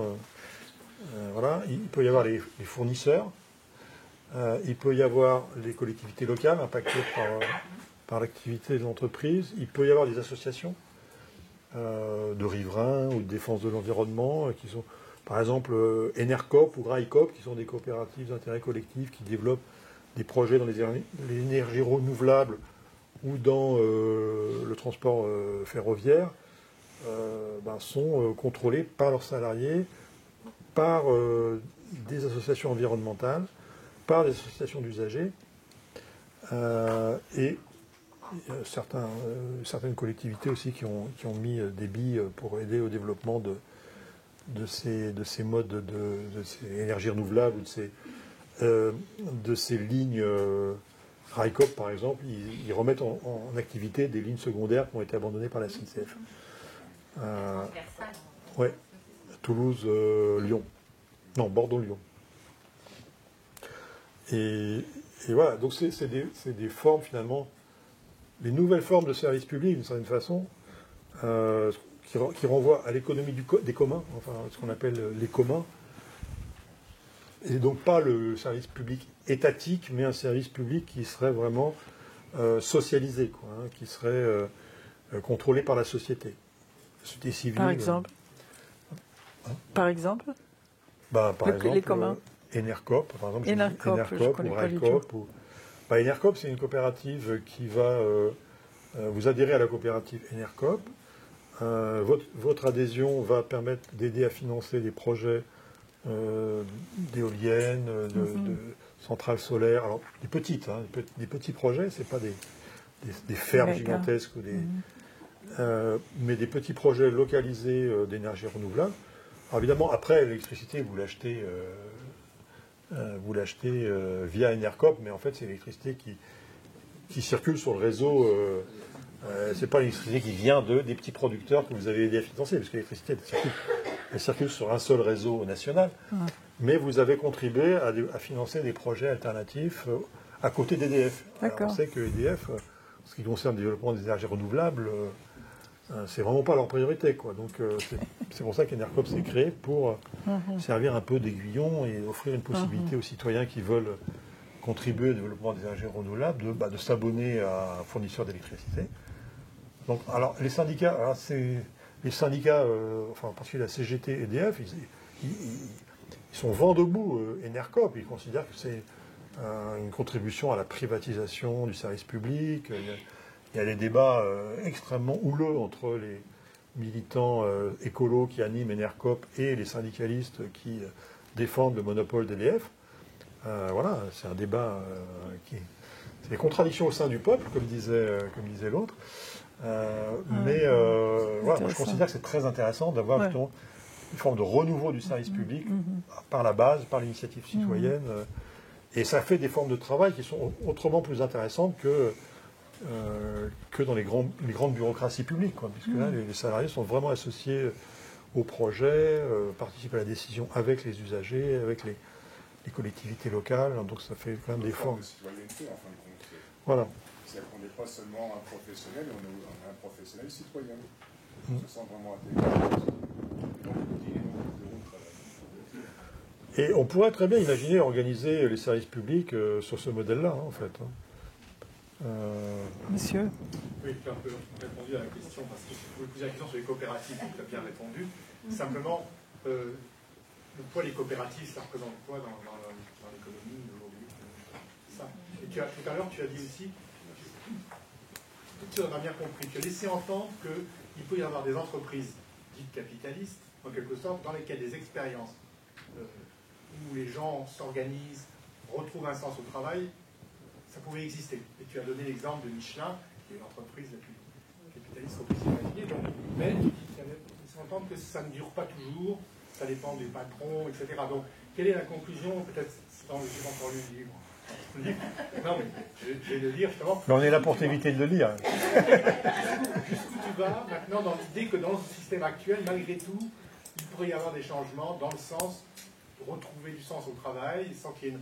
Alors, parce que le livre dit un sous-titre révolutionnaire. Est-ce que ça sous-entend qu'il faut vraiment des changements magistraux pour que ça se produise? Ou bien est-ce que... C'est en train de se faire. Des multiplication de micro-expériences peut faire qu'à terme, ça change les choses. Quand on a annoncé cette conférence aussi, on a brillé sur l'idée qu'il y avait le rôle de la jeunesse. Oui. Ce qui est très important, c'est qu'on a un peu parlé des jeunes, mais par exemple, quand on voit ce qui se passe à des jeunes, c'est évidemment des diplômés, mais qui bifurquent, qu'on appelle les bifurqueurs. Il y a des jeunes qui viennent d'agro, qui disent, nous, on ne veut pas travailler dans les secteurs où vous nous avez, pour lesquels vous avez enseigné, on a une autre vision du travail de demain pour nous, etc. Donc, est-ce que ça aussi, ça ne va pas peser dans créer un nouvel état d'esprit et obliger les entreprises, y compris les grandes, à transformer leur méthode? Avec le temps. S'ils veulent recruter, aujourd'hui il y a un problème de recrutement. Exactement. S'ils veulent recruter, est-ce qu'ils ne devront pas changer eux-mêmes?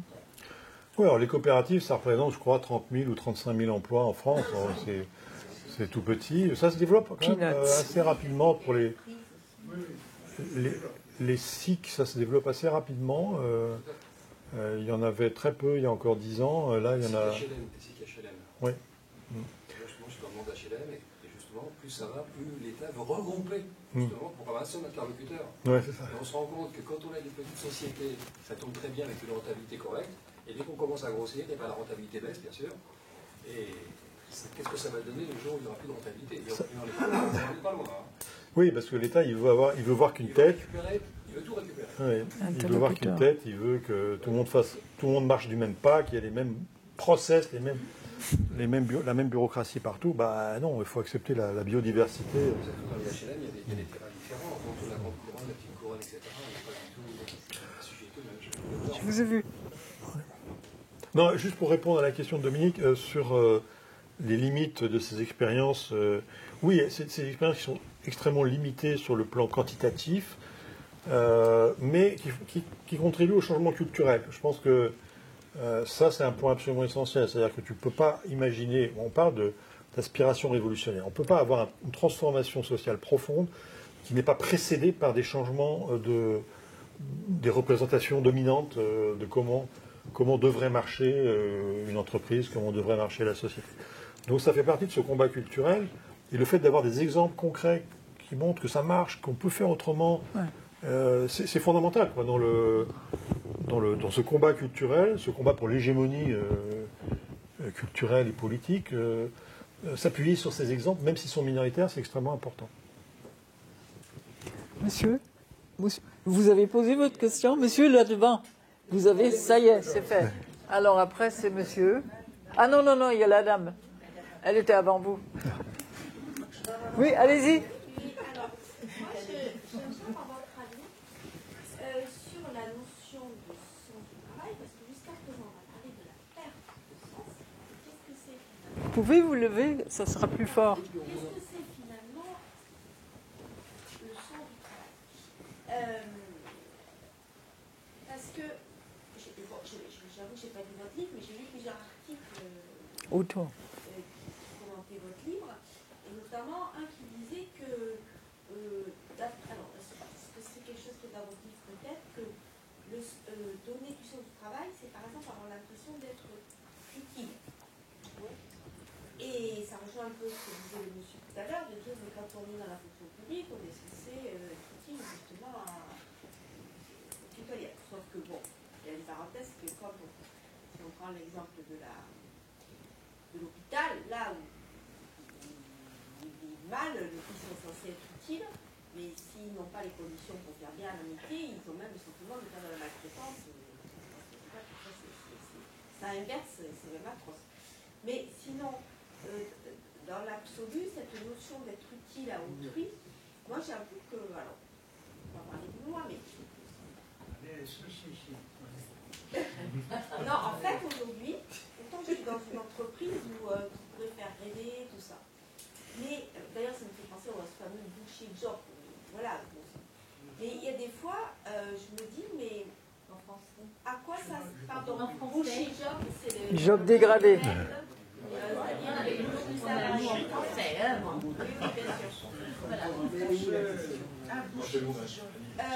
Donc, ce que je veux dire, c'est que se dire à un moment à quoi ça sert ce que je fais. Et j'avoue que, voilà, personnellement, la crise Covid a été un peu un électrochoc parce que je me suis dit, j'ai un métier qui est dans l'humain. Aujourd'hui, j'ai un peu idéalisé les métiers de l'humain comme le médecin, par des bonnes conditions, ou même tous ces métiers où on a l'impression, où on va être utile aux autres. Et voilà, et aujourd'hui, moi, je n'ai pas l'impression d'être utile. En idéalisant, je pense, les métiers que je considère utiles. Vous faites quoi? Alors, moi, je suis à l'Agence spatiale française.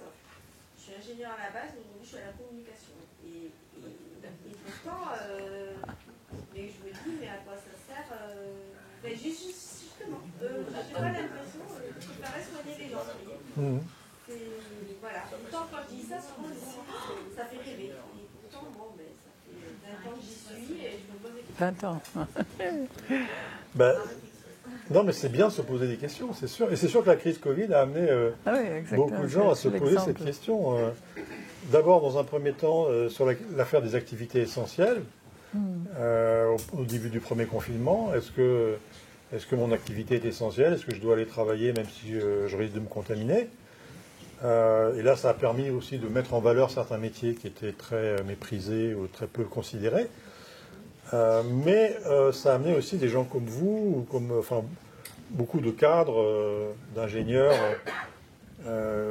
dont le métier n'était pas forcément essentiel au moment du Covid, mais ça, c'est pas forcément très grave. Mais à se reposer effectivement la question plus profonde, pas seulement à court terme, savoir si c'était essentiel à court terme, comme l'est le chauffeur de bus ou l'infirmière, mais à plus long terme, à quoi ça sert ce que je fais? Est-ce que ça correspond au bien commun, à l'intérêt de la planète, etc. Et je comprends que dans l'industrie spatiale, on se pose cette question. La question mérite d'être posée. Et je discute moi avec des militants écologistes et syndicalistes qui travaillent dans l'industrie aéronautique. Eh ben, ils se posent sacrément la question. Et il y en a un certain nombre qui ont trouvé la réponse et qui disent non, on ne peut pas continuer comme ça. Et donc il faut qu'on réfléchisse à la reconversion de notre outil de production. Parce qu'on a des savoir-faire, on a des équipes, on a des machines, on a des savoir-faire. On peut certainement produire d'autres choses que des avions qui soient plus utiles à la société.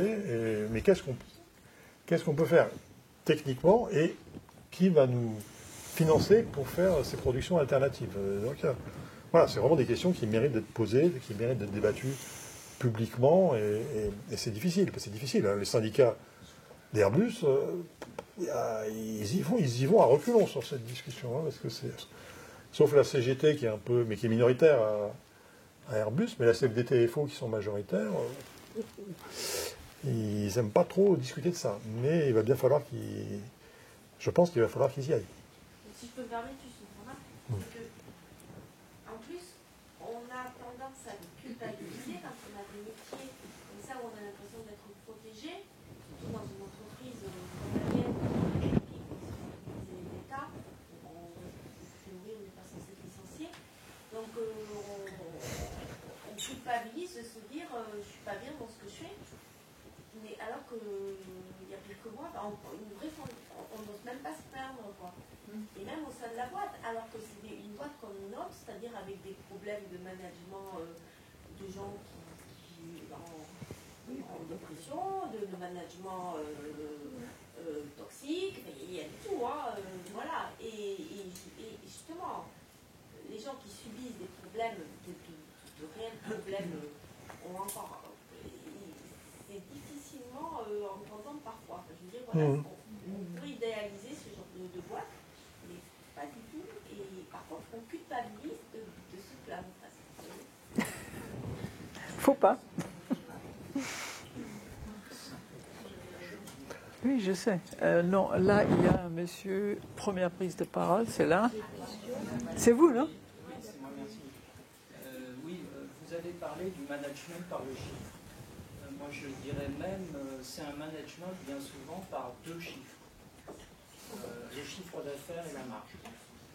Et bien souvent, moi j'ai vu dans mon cas personnel, le manager, enfin celui qui est censé superviser ça, il regarde simplement deux chiffres année par année. Mais ça ne peut pas traduire la qualité. C'est sûr que ça ne peut pas traduire la qualité. Alors est-ce qu'en rajoutant des chiffres, on peut inclure la qualité et avoir des entreprises durables, ou est-ce qu'il faut se passer de chiffres?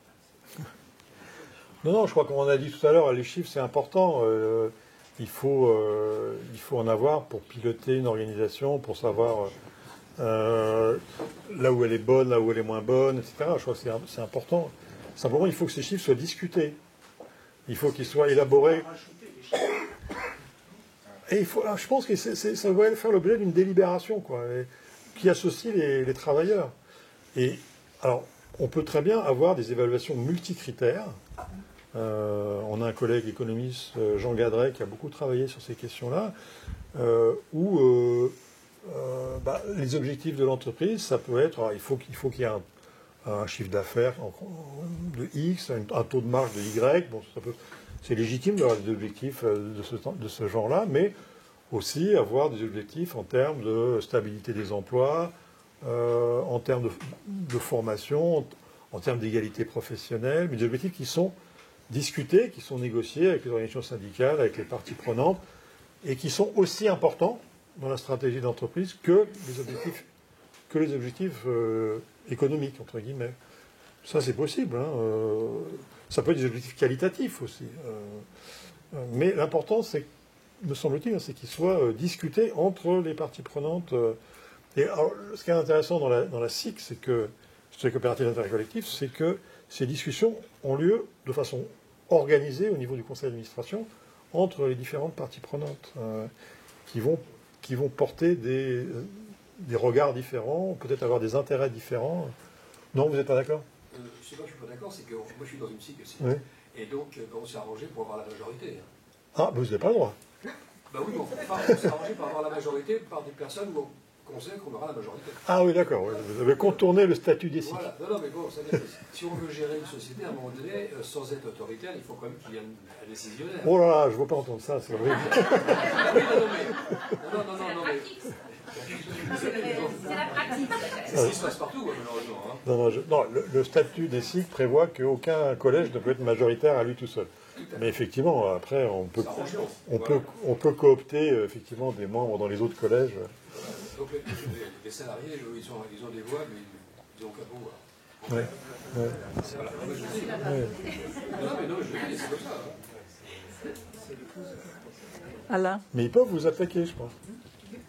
Il y a une intelligence artificielle, vous n'avez pas peur que ça change complètement les rapports des travailleurs?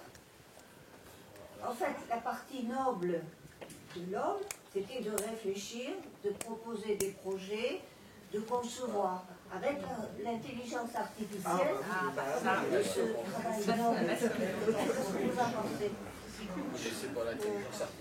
Bon, je ne sais pas si vous avez essayé ChatGPT, mais si, on a essayé. C'est pas très créatif, hein, vous voyez. Donc, bon, en tout cas, voilà. Mais il y a que... certains emplois qui vont être supprimés. Oui, mais ça il y a toujours eu. Hein.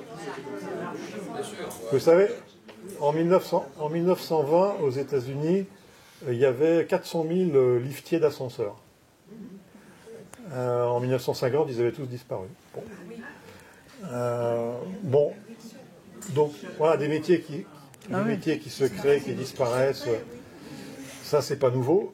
Par contre, ce que disent beaucoup de spécialistes de l'intelligence artificielle, c'est que le mot intelligence est usurpé. Hein. C'est-à-dire qu'en fait, c'est de la capacité de calcul, c'est tout. Synthétiser, ouais. Alain. Et là, est-ce qu'on peut considérer Non, ben, vous n'avez... Bon, je ne sais pas. Bon, allez-y alors. Pardon? Qu'est-ce qu'elle a dit? J'ai pas compris. Hein. Non. Elle parle tout seule, elle n'avait pas la parole. Bon. On n'a pas compris votre question. Pardon? Oh, mais écoutez, on n'entend pas. Je répète ma question. Est-ce que l'art est considéré comme du travail? Bah, je pense, oui, enfin... Bah, c'est une création, voilà. Moi, oui, personnellement, je considère que l'art, c'est du travail, mais je crois que oui, beaucoup de gens considèrent que c'est du travail. Et ce que je voudrais surtout dire, c'est qu'il y a une dimension artistique dans tous les métiers, en fait. Il y a une dimension de créativité. Ouais, créativité. Il y a une dimension de créativité qui est incompressible dans tous les métiers. Et même dans les métiers de caissière, dans les métiers d'ouvrière à la chaîne, eh bien, quand les ergonomes ou les psychologues du travail observent le travail de ces personnes, que vous les interrogez en profondeur sur leur activité, vous allez voir qu'il y a une capacité relationnelle, par exemple, qui est dans l'attention à l'autre, qui comporte une dimension de créativité, de faire de l'autre un interlocuteur qu'on reconnaît, auquel on apporte une reconnaissance. Les caissières, par exemple, sont dans beaucoup de... pas partout, hein, mais dans beaucoup de postes de travail, sont aussi des agents du lien social. Et c'est quelque chose c'est quelque chose qu'elle revendique souvent. Enfin, s'il vous plaît, une dernière question. Alors, Alain. Là, je me pose une question. Justement, vous avez mentionné que on peut pousser la démocratie, disons, jusqu'à remettre en question ce qu'on produit comme objet, tout ça, et décider que produire des avions, ça n'a pas d'intérêt, qu'on ne devrait pas en faire, on va faire autre chose à la place. Voilà, ça pose question quand même, parce que attention au manque de clairvoyance, attention aux effets de mode, parce que par exemple le nucléaire, qu'on a laissé tomber, pour des raisons un peu politiciennes aussi, etc. Maintenant on est dans le... maintenant on s'aperçoit qu'on a eu tort de laisser tomber Non, on n'a pas eu tort.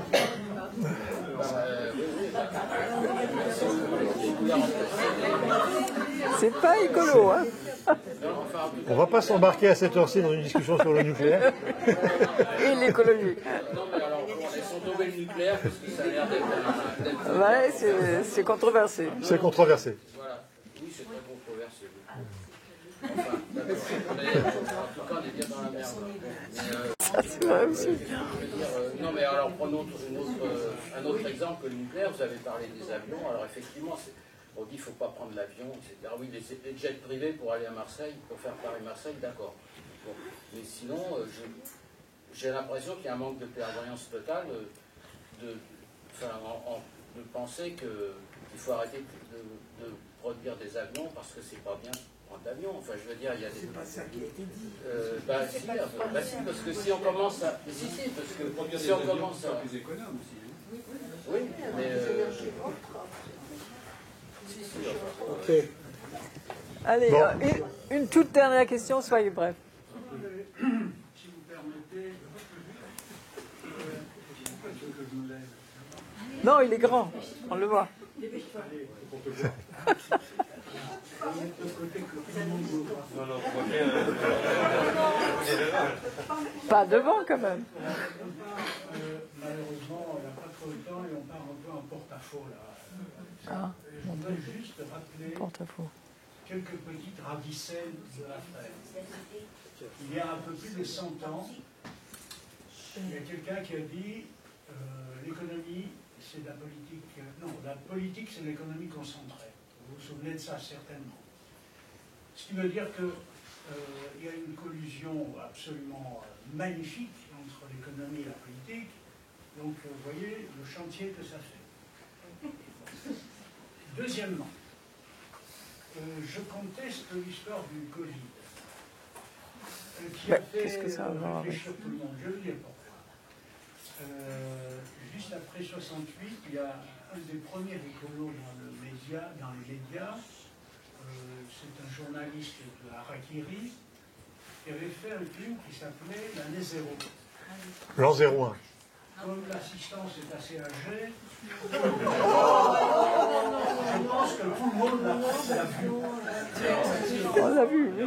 Et alors, ce film-là, je ne sais pas si on peut le podcaster, mais je peux vous assurer, c'est toujours quartier latin évidemment, que la projection a été faite. Quand le film s'est arrêté, il y avait un silence total dans la salle. Ça équivalait à ces 3 ans de Covid. Vous voyez, cette remise en question des fondamentaux. Pourquoi la Et Covid? puis, puisque je parlais de fondamentaux et de radicales, excusez-moi, c'est une petite tautologie là, mais dans un verbiage un peu plus... Non, mais soyez bref. On est à la fin de la... On a dépassé l'heure. On a dépassé l'heure. J'ai parlé 3 fois à Non, non, non, 2 fois. Alors, Seul. Pour terminer, je pose quand même une question, parce qu'après... Ben voilà la question. Est-ce que vous ne pensez pas que une de ces racines de ce mal-être social est l'éducation, jusqu'à l'éducation nationale? Parce que, comme plusieurs personnes l'ont dit, il y a une histoire de formation qui ne forme pas à cette direction. Voilà. Il y a d'autres choses à dire, mais je m'arrête là. L'éducation, c'est fort, c'est comme l'hôpital. Alors ça, l'éducation est en train de chuter aussi. Oui, mais enfin, vous avez raison. Il y a le grand philosophe de la démocratie, c'est le philosophe américain John Dewey. Il expliquait qu'il y a deux laboratoires de la démocratie dans nos sociétés, c'est l'école et l'entreprise. Ça devrait être les laboratoires de la démocratie. Ça devrait être les lieux où les enfants et puis les adultes apprennent à décider ensemble à propos des choses qui sont importantes pour eux. Et qu'on devrait effectivement à l'école apprendre aux enfants à décider ensemble ce qui est important pour eux. Et évidemment, on voit bien comment fonctionne l'école aujourd'hui. On est dans un modèle ultra hiérarchique, autoritaire, où le rôle de l'école, c'est d'inculquer des savoirs de façon verticale, descendante, de bourrer les têtes, et absolument pas de développer les capacités critiques des citoyens. Donc oui, vous avez tout à fait raison, c'est un des gros problèmes. Non. Enfin, je crois malheureusement que ça reflète de plus en plus la réalité. Quand vous voyez les réformes, de l'éducation depuis une vingtaine d'années, ça vise à tous les niveaux de l'enseignement à renforcer le pouvoir des responsables d'établissement, à normer le travail des enseignants, à faire pression, à augmenter, à surcharger les programmes et tout en réduisant les heures. Enfin, on est vraiment sur cette logique il faut inculquer les connaissances et de la façon la plus verticale possible. Il y a des enseignants qui résistent et qui essaient de continuer à bien faire leur travail malgré tout, mais ils ont du mal et ils sont souvent en souffrance. Et la crise, on commence aujourd'hui à avoir des taux de démission qui augmentent en flèche à l'éducation nationale. C'est en grande partie à cause de ça. Donc je pense qu'effectivement, un des points majeurs sur lequel j'aimerais bien que le débat se développe, c'est le travail à l'éducation nationale. Le travail des enseignants aujourd'hui. C'est quoi la finalité du travail des enseignants? À mon avis, il y a trop peu de discussions là-dessus. Et il y a un consensus, il y a une espèce de faux consensus sur l'idée que le travail des enseignants, ça consiste à transmettre des connaissances. Et malheureusement, beaucoup d'enseignants sont persuadés de ça. Alors que le travail des enseignants, ça devrait être au moins autant de former des esprits citoyens et critiques. C'est un débat qui est vieux quand même. Oui, mais c'est une bonne conclusion. Donc il faudrait redonner du sens au travail enseignant aussi. Bravo.